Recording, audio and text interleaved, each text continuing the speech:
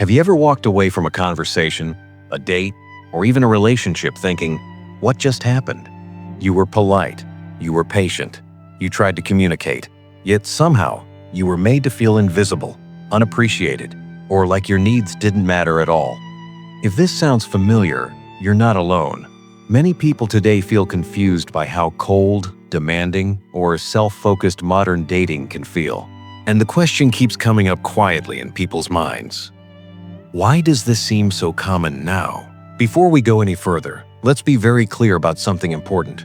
This conversation is not about attacking women. It's not about labeling anyone as bad. And it's definitely not about saying all women behave the same way. This is about understanding why certain attitudes are developing and, more importantly, why they're being encouraged in today's world. Most people assume rude or self-serving behavior comes down to personality. They think it's about individual character flaws, bad upbringing, or simply choosing the wrong person. While those things can matter, they don't explain why the same patterns keep repeating across cultures, cities, and dating apps. When something becomes widespread, it usually isn't random. It's shaped by the environment people are growing up in. One of the biggest forces shaping modern behavior is something we rarely talk about honestly: incentives. People tend to adapt to whatever the world rewards. If kindness is rewarded, kindness grows. If attention-seeking is rewarded, attention-seeking grows. If self-focus is praised and generosity is ignored, guess which one becomes more common? Now think about today's culture. Social media rewards extremes, not balance. Confidence is celebrated, but humility is quiet and invisible. Setting boundaries is healthy, but entitlement often hides behind that word. When someone is constantly told they deserve more, should expect more, and should never settle, without being taught the importance of giving, compromise slowly disappears from the picture. Another factor that's often overlooked is how relationships themselves are framed today. Stability used to be the goal. Building something slowly was respected. Now, excitement, status, and appearance often matter more than connection. Long-term effort doesn't trend well online. Drama does. Conflict does. Luxury does. This doesn't mean people are becoming worse. It means they're adapting to what gets attention. There's also an economic side to this that makes people uncomfortable, but it matters. Instability creates movement. Movement creates spending.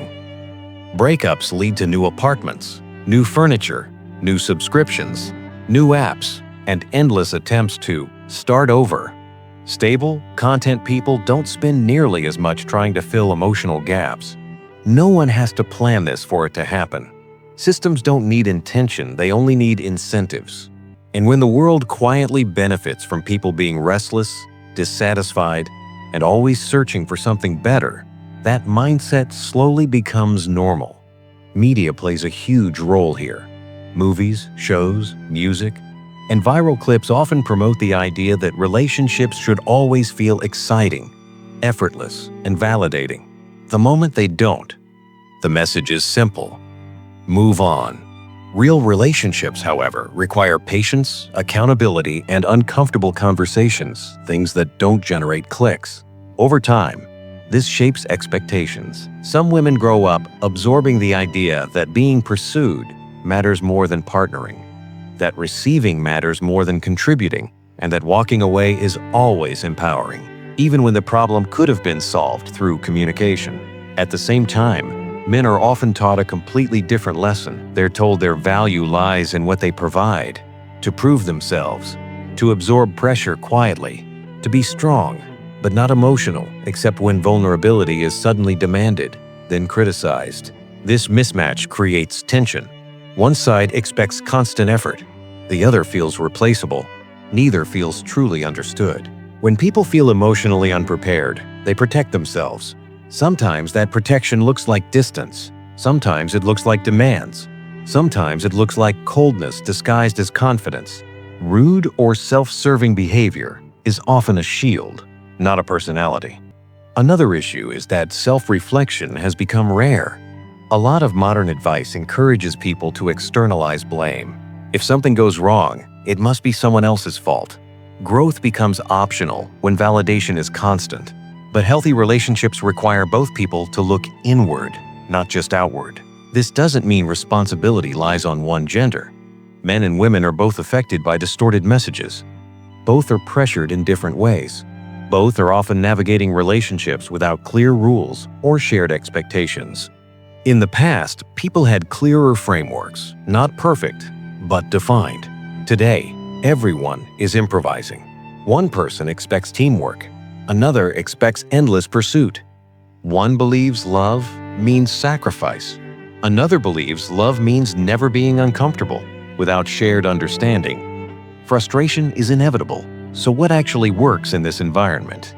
Healthy relationships today require emotional awareness, the ability to recognize when attraction is turning into dependency, the courage to walk away from disrespect without turning bitter, the discipline to offer kindness without losing self-respect. It also requires balance, giving and receiving, leading and listening, supporting and being supported. No one thrives long-term in a dynamic where effort flows in only one direction. Here's something powerful to remember. People who operate with maturity tend to find each other eventually. They don't always meet early. They often go through disappointment first, but they learn, they adjust. They raise their standards and their self-awareness at the same time. The goal isn't to harden your heart. It's to strengthen your judgment, not to become cynical, but to become selective, not to chase validation, but to build a life that doesn't depend on it. And this brings us to an important truth most people miss. When you stop needing someone to complete you, you become capable of choosing someone wisely. The system may be flawed. Culture may reward the wrong things. But individuals still have agency. You can step out of the noise. You can refuse to play games that don't serve you. You can value character over performance and consistency over excitement. So, why do some women develop rude or self-serving attitudes?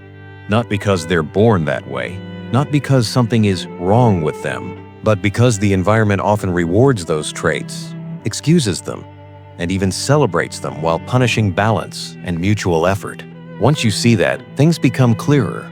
You stop taking everything personally. You stop internalizing rejection as failure. And you start navigating relationships with awareness instead of confusion. The system doesn't care whether you're fulfilled, so you have to care for yourself.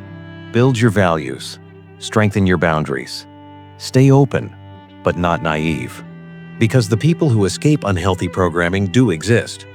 And when two self-aware people meet, despite everything working against them, something real can still grow. That's not naive optimism. That's earned clarity.